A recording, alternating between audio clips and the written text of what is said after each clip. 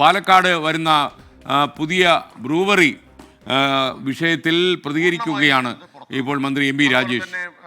Industrial സ്പിരിറ്റും എത്തനോളും കേരളത്തിൽ ഉണ്ടാക്കുന്നില്ല. 30 കോടിയാണ് കഴിഞ്ഞ വർഷം വന്നിട്ടുള്ളത്. പൂർണ്ണമായും വരുന്നത് നേരത്തെ പറഞ്ഞ സംസ്ഥാനങ്ങളിൽ നിന്നാണ്.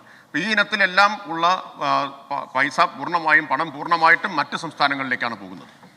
സെക്കൻഡ് ക്വസ്റ്റ്യൻ സർ, അയൽ സംസ്ഥാനങ്ങളിലെ ഏതെല്ലാം കമ്പനികളിൽ നിന്നാണ് സ്പിരിറ്റ് ഇറക്കുമതി ചെയ്യുന്നത്? ഇതിൽ രാഷ്ട്രീയ ബന്ധമുള്ള കമ്പനികൾ ഉൾപ്പെട്ടതായി സർക്കാരിൻ്റെ ശ്രദ്ധയിൽപ്പെട്ടിട്ടുണ്ടോ?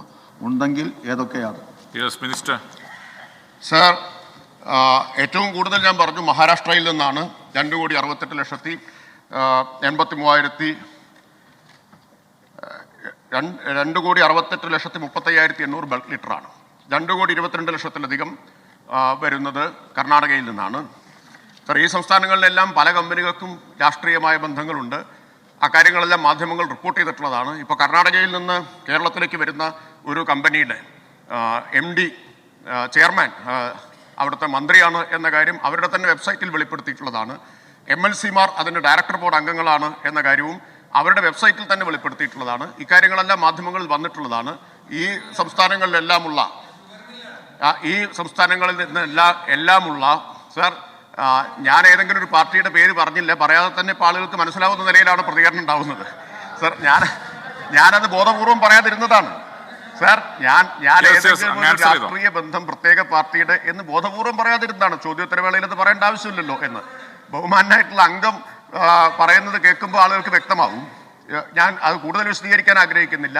ഈ സംസ്ഥാനങ്ങളിലെല്ലാമുള്ള കേരളത്തിലേക്ക് വരുന്ന സ്പിരിറ്റ് ഉണ്ടാക്കുന്ന കമ്പനികൾക്ക് രാഷ്ട്രീയ ബന്ധമുള്ളതായിട്ടാണ് പറയപ്പെടുന്നത്.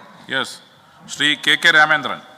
സാർ, നമ്മുടെ അയൽ സംസ്ഥാനമായ കർണാടകയിൽ എത്ര മദ്യശാലകൾ പ്രവർത്തിക്കുന്നുണ്ട് എന്ന് വിവരം ലഭ്യമാണോ? ഉണ്ടെങ്കിൽ അത് എത്രയാണെന്നുള്ളത് അറിയിക്കാമോ? മിനിസ്റ്റർ. ഞാൻ മുമ്പൊരിക്കൽ ഈ സഭയിൽ അതിൻ്റെ വിശദമായ കണക്കുകൾ പറഞ്ഞിട്ടുള്ളതാണ്. കേരളത്തിൽ ആകെ 359 മറ്റോ ആണ്. ഞാൻ കൃത്യം കണക്കിപ്പോൾ ഇല്ല, പ്രത്യേക ചോദ്യമായിട്ട് ചോദിച്ചാൽ കൃത്യമായ കണക്ക് പറയാനാവും. എന്നാൽ 17,000 ജനസംഖ്യയ്ക്ക് ഇവിടെ നമ്മൾ 1,00,000-ലധികം പേർക്കാണ് ഒരു ബീവറേജസ് ഔട്ട്ലെറ്റ് ഉള്ളത്. എന്നാൽ കർണാടകയിൽ ഇത് 17,000-ആണ്. അതിന് ഏതാണ്ട് അത്രയോ അതിൽ കൂടുതലോ ഔട്ട്ലെറ്റുകൾ തമിഴ്നാട്ടിലുണ്ട്. അപ്പോൾ വലിയ അന്തരം കർണാടകയിലും തമിഴ്നാട്ടിലുമുള്ള ഔട്ട്ലെറ്റുകളുടെ മദ്യവിൽപ്പനശാലകളുടെ എണ്ണവും കേരളത്തിലുള്ളതും തമ്മിലുണ്ട്. കേരളത്തിലാണ് ഏറ്റവും കുറവുള്ളത്. വളരെ കൂടുതലാണ് കർണാടക, തമിഴ്നാട് തുടങ്ങിയിട്ടുള്ള നമ്മുടെ അയൽ സംസ്ഥാനങ്ങളിലെല്ലാം ഉള്ളത്. ശ്രീ PP സുമോദ്. സർ, കേരളത്തിൽ നിലവിലുള്ള മദ്യ ഉൽപ്പാദനശാലകൾ ആരംഭിച്ചത് ഏതൊക്കെ സർക്കാരുകളുടെ കാലത്താണ് എന്ന് സംബന്ധിച്ച വിശദാംശങ്ങൾ ലഭ്യമാണോ? അറിയിക്കാമോ? സർ, മദ്യ ഉൽപ്പാദനശാലകളുടെ കാര്യമാണ് ബഹുമാനപ്പെട്ട മെമ്പർ ചോദിച്ചതെന്ന് കരുതുന്നു. മദ്യ ഉൽപ്പാദനശാലകൾ വ്യത്യസ്ത സർക്കാരുകളുടെ കാലത്ത് കേരളത്തിൽ അനുവദിച്ചിട്ടുണ്ട്. ഏറ്റവും പ്രധാനപ്പെട്ട കാര്യം, ഈ മദ്യ ഉൽപ്പാദനശാലകളൊന്നും അനുവദിച്ചിട്ടുള്ളത് ടെൻഡർ വിളിച്ചിട്ടല്ല എന്നതാണ് ഏറ്റവും പ്രധാനപ്പെട്ട കാര്യം. ഞാൻ പ്രത്യേക ചോദ്യമായിട്ട് ചോദിച്ചാൽ മാത്രമേ ഈ ഏതെല്ലാം സർക്കാരുകളുടെ കാലത്താണ് ഡിസ്റ്റിലറികൾ, മദ്യ ഉൽപ്പാദനശാലകൾ ആരംഭിച്ചിട്ടുള്ളത് എന്ന് മറുപടി നൽകാനാവൂ. പക്ഷേ 2 സർക്കാരുകളുടെയും, കേരളം ഭരിച്ച പല സർക്കാരുകളുടെയും കാലത്ത് ഇത് അനുവദിച്ചിട്ടുണ്ട്. Shri K Babu Nenmara. Sir, brewery വിഷയവുമായി ബന്ധപ്പെട്ട ആദ്യ ആരോപണം ഉന്നയിക്കുന്നത് മുൻ പ്രതിപക്ഷ നേതാവ് ശ്രീ രമേശ് ചെന്നിത്തല അദ്ദേഹമാണ്. അതിനെ ഏറ്റുപിടിച്ചുകൊണ്ട് ഇപ്പോഴത്തെ പ്രതിപക്ഷ നേതാവ് ശ്രീ VD സതീശനും UDF അതിനോടൊപ്പം ചേർന്നു. സർ, എൻ്റെ ചോദ്യം, സർ, അത്തരം പരസ്യ സംവാദത്തിന് മന്ത്രി ക്ഷണിച്ചെങ്കിൽ ഇവരാരെങ്കിലും പോയോ എന്നതോ, അതല്ല ഭക്ഷണം കഴിച്ചോ എന്നോ ചായ കുടിച്ചോ എന്നതല്ല എൻ്റെ ചോദ്യം.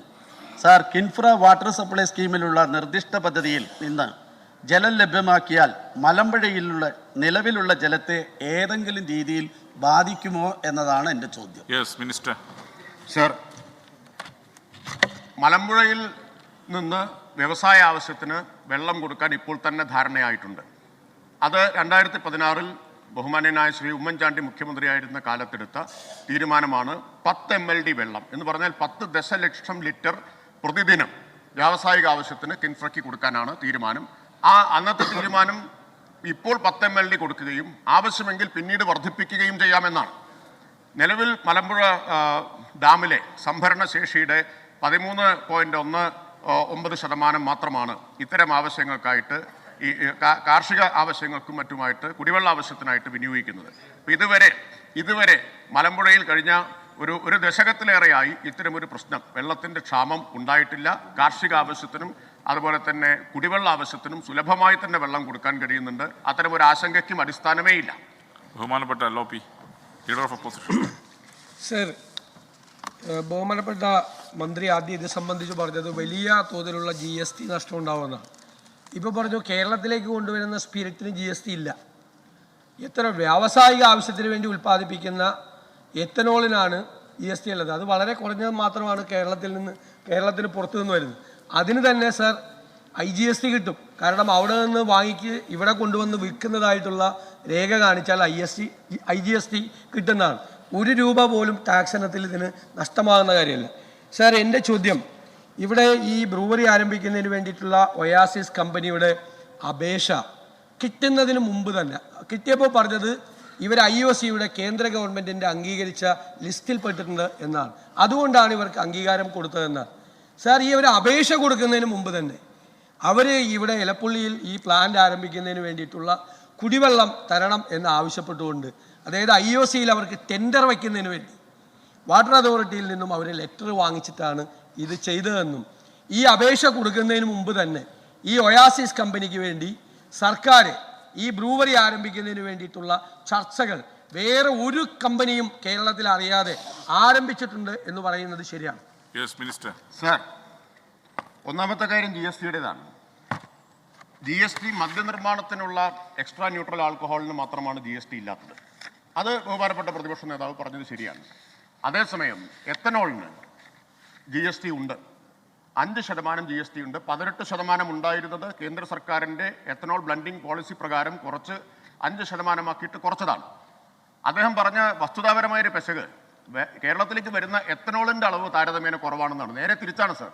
മദ്യനിർമ്മാണത്തിന് ആവശ്യമായിട്ട് വരുന്ന ENAയുടെ അളവിൻ്റെ 3 ഇരട്ടിയാണ് കേരളത്തിലേക്ക് 4 പെട്രോളിയം കമ്പനികൾ മാത്രം ഇറക്കുമതി ചെയ്തിട്ടുള്ള എത്തനോൾ. 4 എണ്ണത്തിൻ്റെ വിവരം മാത്രമേ നമ്മുടെ കൈവശമുള്ളൂ. അത് 3 ഇരട്ടിയാണ്. മദ്യത്തിന് വരുന്നത് 9.21 കോടി ലിറ്റർ. ഇൻഡസ്ട്രിയൽ പർപ്പസിന് എത്തനോൾ വന്നത്, ENA വന്നത് 9.21 കോടി ലിറ്റർ. ഈ എത്തനോൾ വന്നത് 30.26 കോടി ലിറ്റർ. ഇപ്പോൾ വസ്തുതാപരമായിട്ട് അദ്ദേഹം പറഞ്ഞത് ശരിയല്ല. ഇനി ഈ 5% GST എത്തനോളിന് ഉണ്ടാവുന്നത്, ചുമത്തുന്നത്, നമുക്ക് നഷ്ടം വരുന്നത്, പുറത്തുനിന്ന് വരുന്നത് കൊണ്ട് വരുന്ന നഷ്ടം 100 കോടിയിലധികം രൂപയാണ്. ഒരു കൺസർവേറ്റീവ് ഫിഗറാണ് 100 കോടി എന്നത്. മാത്രമല്ല 2030 ആകുമ്പോഴേക്കും ബ്ലെൻഡിങ് 30%, 25% ആക്കണം എന്ന് കേന്ദ്ര സർക്കാരിൻ്റെ നയമാണ്. അങ്ങനെ വരുമ്പോൾ ഒരു കൺസർവേറ്റീവ് എസ്റ്റിമേറ്റ് അനുസരിച്ച് തന്നെ ഇപ്പോൾ 30 കോടി എന്നത് 75 കോടി ലിറ്ററെങ്കിലും കേരളത്തിലേക്ക് ഇറക്കുമതി ചെയ്യേണ്ടി വരും. ഇപ്പോൾ ബജറ്റിൽ തന്നെ കാര്യം ബഹുമാനപ്പെട്ട ധനകാര്യമന്ത്രി ചൂണ്ടിക്കാണിച്ചിട്ടുണ്ട്. ഒരു 6000 മുതൽ 10000 കോടി വരെയുള്ള ഒരു ബിസിനസ്സാണ് കേരളത്തെ സംബന്ധിച്ച് നഷ്ടപ്പെടുന്നത്. ആ അവസരം ഉപയോഗിക്കാൻ തന്നെയാണ് സർക്കാർ തീരുമാനിച്ചിട്ടുള്ളത്. നഷ്ടപ്പെടുത്തേണ്ട കാര്യമില്ല. അത് കേരളത്തിന് വരുമാന നഷ്ടമുണ്ടാക്കും, കേരളത്തിന് കൂടുതൽ തൊഴിലവസരങ്ങൾ സൃഷ്ടിക്കാൻ കഴിയും. മാത്രമല്ല ഇവിടെ നിന്ന് മദ്യം കയറ്റുമതി ചെയ്യാനും ഉള്ള സാധ്യത ഉപയോഗപ്പെടുത്തണം എന്ന നിലപാട് തന്നെയാണ് ഇക്കാര്യത്തിൽ സർക്കാരിനുള്ളത്. പിന്നെ അദ്ദേഹം പറഞ്ഞ മറ്റു കാര്യങ്ങൾ സർ, സഭയ്ക്ക് പുറത്ത് രാഷ്ട്രീയമായ ആരോപണമായിട്ട് ഉന്നയിച്ചിട്ടുള്ളതാണ്. ഈ ഗവൺമെൻറ് 2022-23 മദ്യനയത്തിൻ്റെ ആമുഖത്തിൽ തന്നെ കേരളത്തിൻ്റെ ആവശ്യമായിട്ടുള്ള വിദേശ മദ്യം ഇവിടെ ഉണ്ടാക്കുന്നതിനും സ്പിരിറ്റ്, എത്തനോൾ എന്നിവ ഇവിടെ ഉൽപ്പാദിപ്പിക്കുന്നതിനുമുള്ള നിലപാട് 2022-23 മദ്യനയത്തിൻ്റെ ആമുഖത്തിൽ വ്യക്തമാക്കിയിട്ടുണ്ട്. 23-24 മദ്യനയത്തിൻ്റെ ഖണ്ഡിക 24 വളരെ വ്യക്തമായി തന്നെ ഇക്കാര്യങ്ങൾ ചൂണ്ടിക്കാണിച്ചിട്ടുണ്ട്. അതിൽ പറഞ്ഞിട്ടുണ്ട് ഡിസ്റ്റിലറികൾ, അതുപോലെ തന്നെ ബ്രൂവറികൾ, എത്തനോൾ നിർമ്മാണ പ്ലാന്റ്, സ്പിരിറ്റ് നിർമ്മാണ പ്ലാന്റ് എന്നിവയെല്ലാം അനുവദിക്കുമെന്നും ഇവിടെ നിന്ന് മദ്യോൽപാദനം, ഇന്ത്യൻ നിർമ്മിത വിദേശ മദ്യം ഉൽപ്പാദിപ്പിച്ച് കയറ്റുമതി ചെയ്യുന്നതിനുള്ള പ്രോത്സാഹനം നൽകുമെന്നുൾപ്പെടെയുള്ള എല്ലാ കാര്യങ്ങളും സുതാര്യമായി പറഞ്ഞിട്ടുണ്ട്. സർ, മറ്റാരും അറിയാതെ ഈ കമ്പനിയുമായിട്ട് മാത്രം ചർച്ച നടത്തി എന്നാണ് പറയുന്നത്. സർ, നയത്തിലെ ഈ മാറ്റം ആദ്യം അറിഞ്ഞത് ബഹുമാനപ്പെട്ട പ്രതിപക്ഷ നേതാവും അദ്ദേഹത്തിൻ്റെ പിന്നിലിരിക്കുന്ന ബഹുമാനപ്പെട്ട മുൻ പ്രതിപക്ഷ നേതാവുമാണ് എന്ന് അവർ മറന്നുപോയതിന് ഞങ്ങൾക്കൊന്നും ചെയ്യാൻ പറ്റില്ല. സർ, അവരുടെ പ്രസ്താവനയാണ് ആദ്യം വന്നത്. ഈ നയം വലിയ ഹെഡ്ലൈനായിരുന്നു കേരളത്തിലെ മാധ്യമങ്ങളിലെല്ലാം. കാരണം പ്രധാനപ്പെട്ട നയം മാറ്റമാണ്, ഞങ്ങൾ പ്രഖ്യാപിച്ച ഒരു പ്രധാന നയമാറ്റമാണ്. ആ നയമാറ്റം പ്രധാനപ്പെട്ട തലക്കെട്ടായിട്ട് എല്ലാ മാധ്യമങ്ങളിലും വന്നു. ബഹുമാന്യരായിട്ടുള്ള 2 നേതാക്കളുടെയും അതിനെതിരായിട്ടുള്ള പ്രസ്താവനയും വന്നതാണ്. ആ പ്രസ്താവന കൊടുത്ത ആളുകളാണ് പറയുന്നത് ഈ നയം മാറ്റം ആരും അറിഞ്ഞില്ല, അതീവ രഹസ്യമായിട്ടാണ് നടപ്പാക്കിയത് എന്നത്. രണ്ടാമത്തെ കാര്യം, OSS കമ്പനിയുമായി സർക്കാർ ഒരു ചർച്ചയും നടത്തിയിട്ടില്ല. അവർ സർക്കിൾ ഇൻസ്പെക്ടർക്ക് അപേക്ഷ കൊടുത്തു. ആ അപേക്ഷ സർക്കാരിന്റെ മുമ്പിൽ വന്നു. 10 ഘട്ടങ്ങളിലുള്ള പരിശോധന. 10 ഘട്ടങ്ങൾ. മന്ത്രി എം പി രാജേഷ് നിയമസഭ ചോദ്യോത്തരവേളയിൽ പങ്കെടുത്ത് സംസാരിക്കുകയായിരുന്നു. പാലക്കാട് എലപ്പുള്ളി വൻ മദ്യനിർമ്മാണശാലയ്ക്ക് വേണ്ടിയുള്ള തീരുമാനമെടുത്തതിന് പിന്നിലെ ദുരൂഹതകൾ പ്രതിപക്ഷ നേതാവ് ശ്രദ്ധയിൽപ്പെടുത്തിയപ്പോൾ അദ്ദേഹം നൽകിയ മറുപടിയാണ് നമ്മൾ കണ്ടത്.